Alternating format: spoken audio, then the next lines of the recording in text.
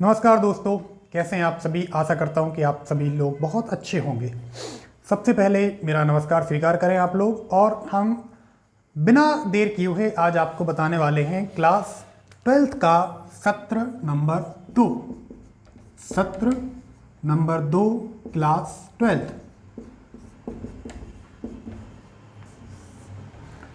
अब ये जो टॉपिक है बहुत ही शानदार टॉपिक है, और जो हमारे 12th क्लास के बच्चे हैं उनको ये बात भी ध्यान रखनी पड़ेगी कि ये वाला जो टॉपिक है आप पहले इसको ऑलमोस्ट पढ़ चुके हैं, है ना। क्योंकि इसमें आता है सौर पीवी प्रणाली का चयन। सौर पीवी प्रणाली का चयन। इसमें बहुत सारी चीज़ें हैं जो कहीं ना कहीं आप लोग ने पिछले साल में जो आपने परीक्षा पास की है कक्षा 11 की, इसमें आप लोग देख चुके होंगे। लेकिन फिर भी हम आपको पूरे तरीके से बताने की कोशिश करेंगे कि इसमें कौन कौन सी चीज़ें हमें काम में आने वाली हैं, कौन कौन सी चीज़ें हमें काम में नहीं आएंगी। जो बहुत ही मोस्ट इम्पॉर्टेंट चीज़ है हम उसी पर डिस्कस करेंगे और उसी को आगे लेते हुए चलेंगे। ठीक है, चलिए तो आइए देखते हैं। इसमें आता है सबसे पहले सौर पीवी प्रणाली के प्रमुख घटक। इसको अगर हम घटक की जगह पर इंग्लिश के कंपोनेंट्स शब्द का इस्तेमाल करें तो शायद ज़्यादा बेहतर होगा। ठीक है, अब देखिए इसमें बहुत सारी चीज़ें आती हैं, जिसमें सबसे पहले हम बात करेंगे सोलर पैनल की। सोलर पैनल हमें इसमें करना क्या है, इसमें बहुत सारे सोलर जो प्लेट्स होती हैं,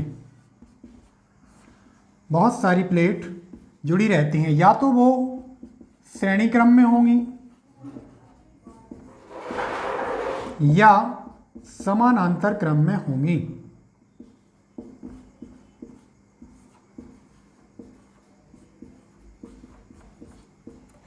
या तो श्रेणी क्रम में होंगी या फिर समानांतर क्रम में होंगी।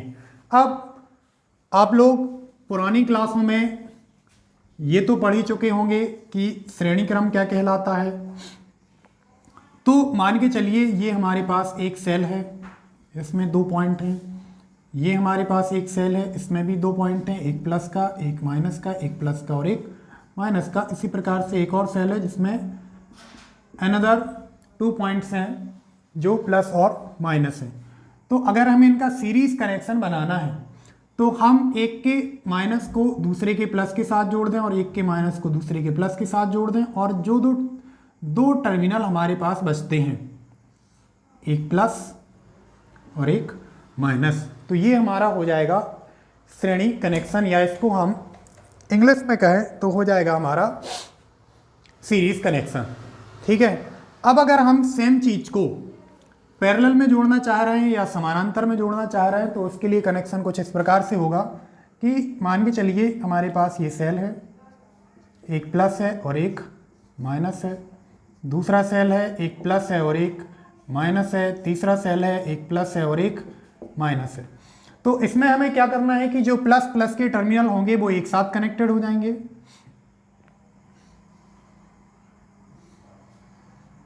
और एक टर्मिनल बाहर निकल जाएगा जो प्लस का होगा। और अगर हम माइनस की बात करेंगे तो वो भी इसी तरीके से जुड़ेंगे, और एक टर्मिनल बाहर निकल जाएगा, तो ये हो जाएगा हमारा माइनस। तो आपको समझ में आ रहा होगा कि ये हमारा कहला रहा है श्रेणी क्रम, और ये हमारा कहला रहा है समानांतर क्रम। अंतर क्या है दोनों में? दोनों में अंतर ये है कि समानांतर क्रम में प्लस टर्मिनल प्लस के साथ जुड़ रहा है और सारे प्लस एक साथ जुड़ेंगे, सारे माइनस एक साथ जुड़ के एक प्लस और एक माइनस निकाल लेंगे।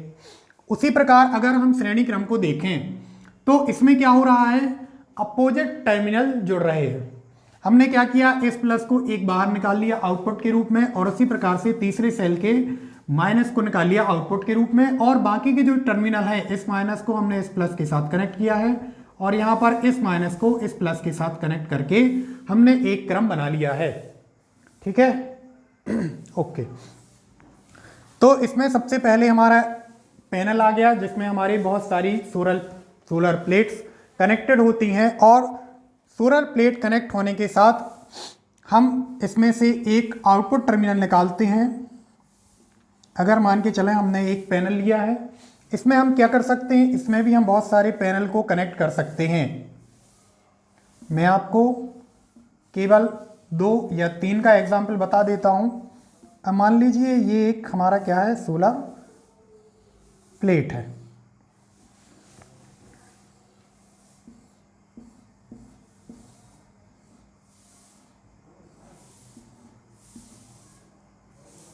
कुछ इसी प्रकार से देखने को मिलेगी हमें।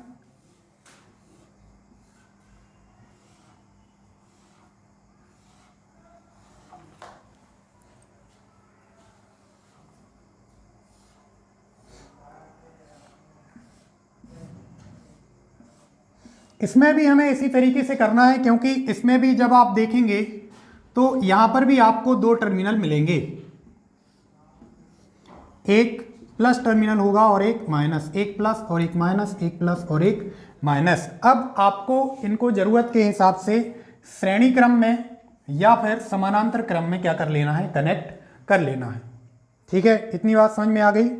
अब हम आपको बताने जा रहे हैं इसका दूसरा कंपोनेंट।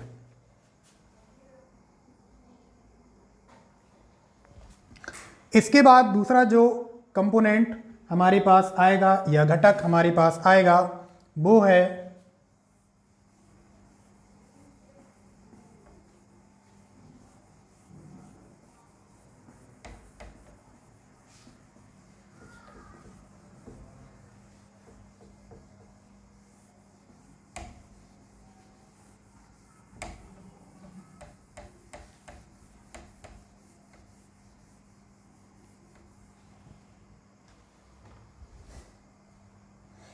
इन्वर्टर।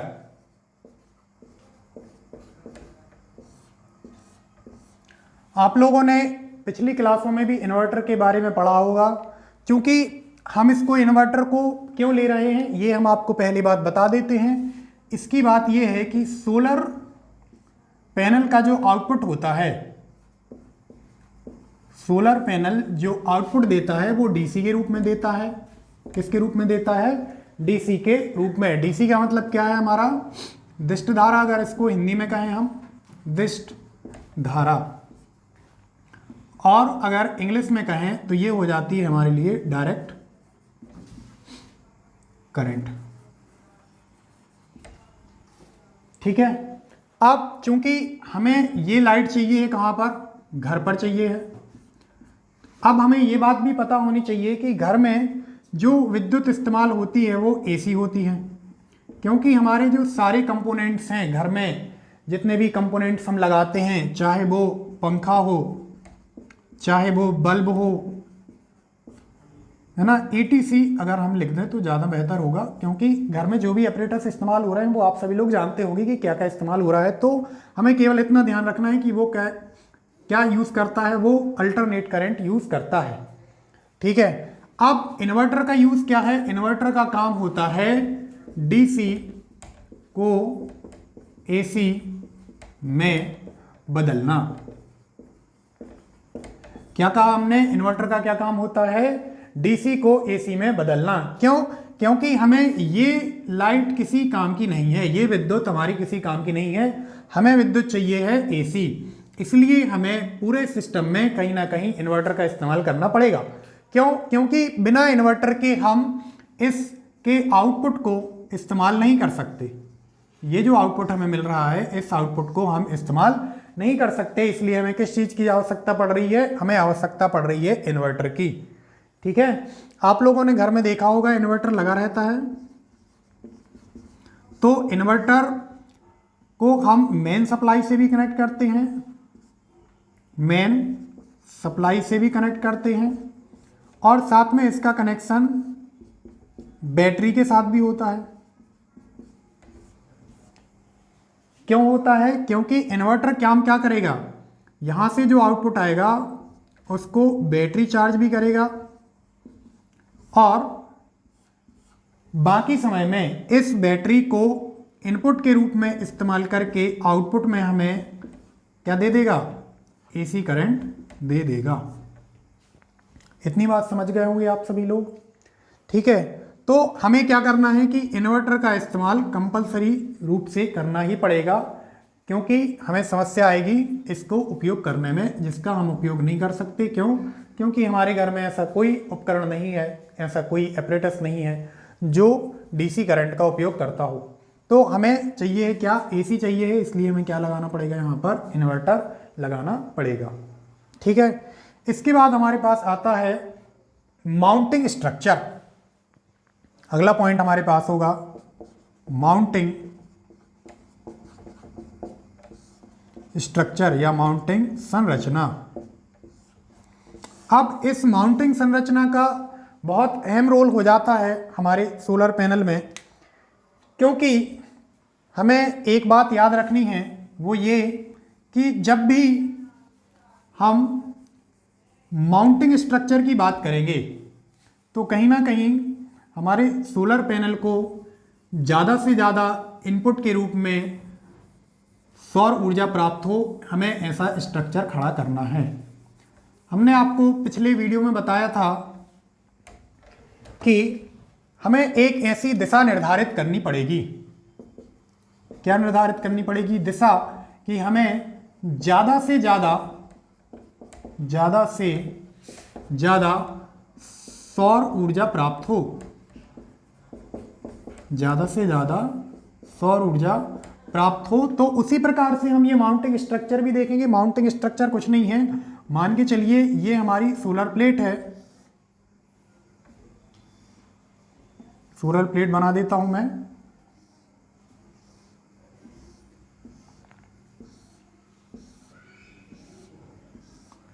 और इस सोलर प्लेट को हमें किस एंगल के साथ खड़ा करना है, किस एंगल पे रखना है, ताकि हमें अधिक से अधिक सौर ऊर्जा की प्राप्ति हो।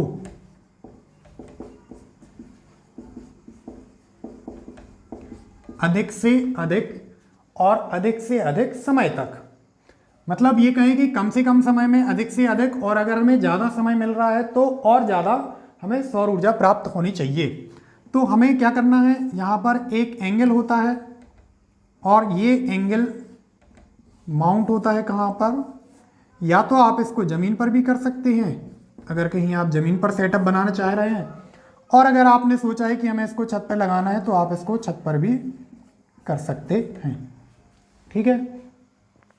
तो ये हमें एक बेस बनाना पड़ेगा इसका सबसे पहले, या तो आप इसको पिलर की सहायता से छत के अंदर लगा सकते हैं, और अगर आप कहीं ज़मीन में लगा रहे हैं तो भी आपको पिलर के साथ इसको क्या करना पड़ेगा, स्टैंड करना पड़ेगा। और ये जो एंगल्स होगा, ये एंगल है, तो ये वाले एंगल हमें किस काम में आने वाले हैं, ये वही एंगल हैं जो हमें दिशा निर्धारित करने में क्या करते हैं, सहायता करते हैं। हमें इसको इस तरीके से स्टैंड बनाना है कि जैसे मान के चलिए ये हमने एक स्टैंड बनाया हुआ है और हमारे पास ये सोलर प्लेट है, तो इसको किस तरीके से लगाएं, इसको इसमें किस तरीके से लगाएं कि हमें ये वाली जो सतह है वो अधिक से अधिक समय तक हमें सूर्य की रोशनी को प्रदान करे, ठीक है। इसलिए हमें क्या करना है, ये माउंटिंग संरचना को ध्यान में रखते हुए काम करना है। बात समझ में आ गई है आप लोगों को, ठीक है, ओके। अगला हमारे पास जो सिस्टम है वो है डीसी डिस्कनेक्ट स्विच।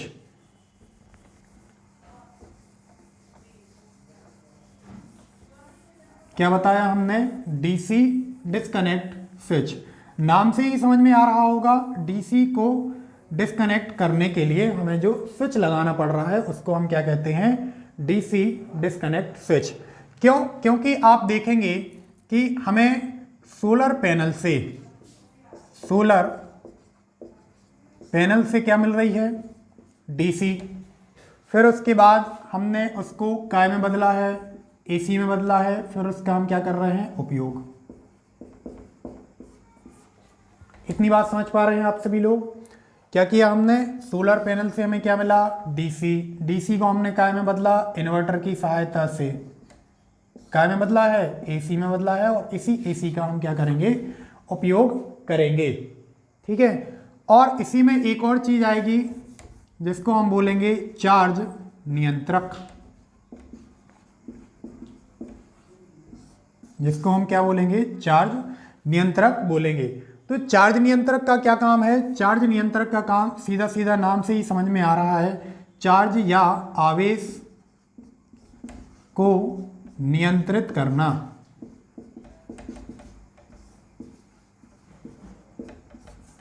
आवेश को नियंत्रित करना। ठीक है, तो आप देखिए आपके पास सोलर पैनल है, उसमें डीसी सप्लाई लगी हुई है, तो हमें स्वाभाविक सी बात है इसको सेफ रखने के लिए, क्या रखने के लिए, इसको सेफ रखने के लिए यहां पर क्या लगाना पड़ेगा, हमें डीसी डिस्कनेक्ट स्विच।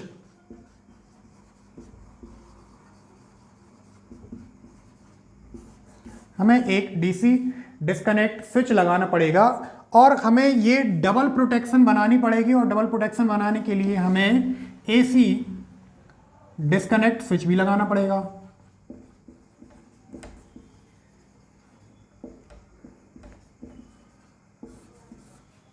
ठीक है, दोनों का काम क्या है कि अगर हमें यहां से किसी प्रकार का इंटरप्शन मिलता है तो ये जो स्विच लगाया हुआ है हमने, ये क्या कर देगा, इसको डिस्कनेक्ट कर देगा, और आगे का हमारा जो भी सिस्टम है, इन्वर्टर है, बैटरी है, वो सारी चीजें हमारी कैसी रहेंगी, सेफ रहेंगी। और इन केस हमने एसी इस्तेमाल की है तो यहां उपयोग करने पर हमें जो भी इंटरप्शन मिल रहा है,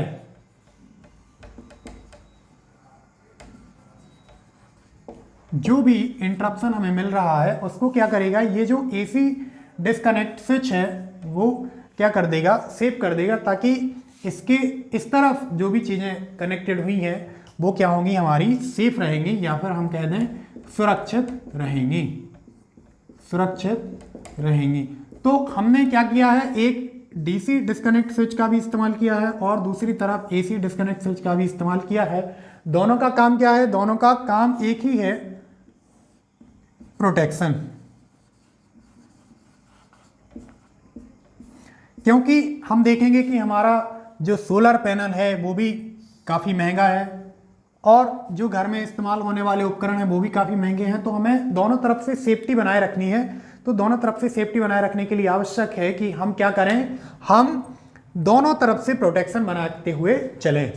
ठीक है, इतनी बात समझ में आ गई आप लोगों को। ठीक है, इसके बाद हमारे पास आता है बैटरी का ऑप्शन भी हमारे पास। अगर हम जो हमारे तीन सिस्टम हैं, ऑन लोड, ऑफ लोड और हाइब्रिड, तो हमें पता है सीधा हमें क्या करना है, अगर हम हाइब्रिड सिस्टम यूज कर रहे हैं तो हमें उसमें बैटरी की आवश्यकता पड़ने वाली है ना। इसके अलावा अगर हम देखेंगे बैटरी में, तो बैटरी की ज़रूरत क्यों पड़ रही है हमें, हमने आपको थोड़ी देर पहले बताया था कि अगर रात का मौसम है या फिर हम कहें कि हमारा सिस्टम, इसको ऑन लोड की जगह पे ऑन ग्रिड कर लो और ऑफ लोड की जगह पे ऑफ ग्रिड कर लो और इसको हाइब्रिड ही रहने दो।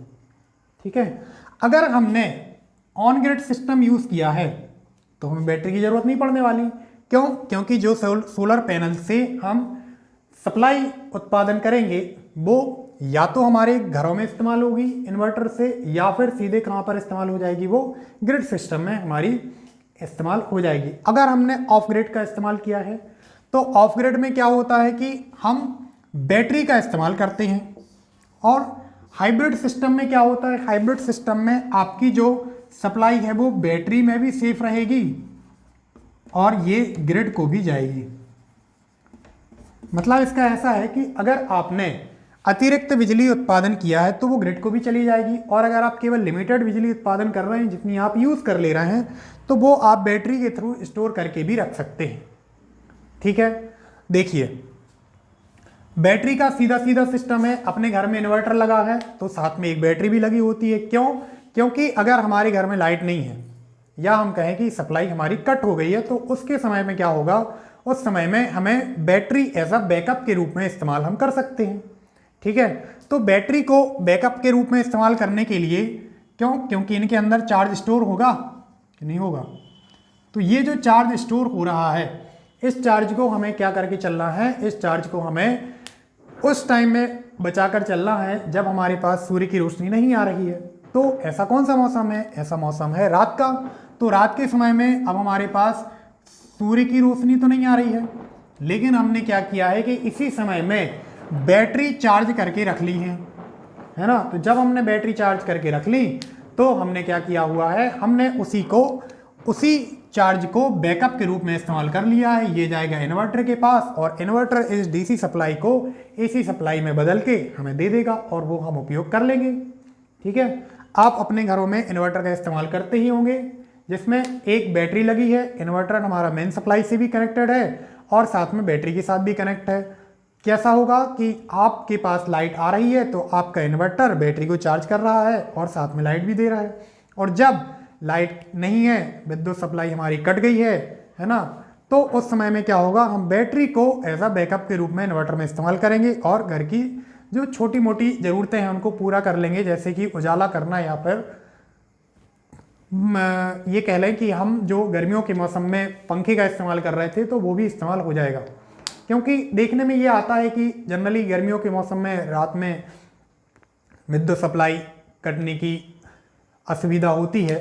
ठीक है, तो उससे हम बच सकते हैं कहीं ना कहीं इन्वर्टर का इस्तेमाल करके और बैटरी का इस्तेमाल करके। ठीक है, और साथ में आप लोग ये भी बात याद रखें कि हमें इसमें इनका रखरखाव भी करना पड़ेगा, है ना, क्योंकि इसमें मेंटेनेंस बहुत इंपॉर्टेंट चीज़ है। अगर आपने सोलर पैनल को, इन्वर्टर को, चार्ज कंट्रोलर को, है ना, या फिर हम कहें जो भी हमारा सिस्टम इसमें लगा हुआ है, उन सारी चीज़ों का आप रखरखाव नहीं करेंगे तो कहीं ना कहीं आपको बाद में समस्याएं आने वाली हैं। और साथ में आप लोग ये बात भी ध्यान रखें कि इसका जो बैकअप है सोलर पैनल का, ये 25 साल की वारंटी देता है हमें कि 25 साल तक तो आपका ऑलमोस्ट चल ही जाएगा। ठीक है, इसके बाद हम आगे चलेंगे।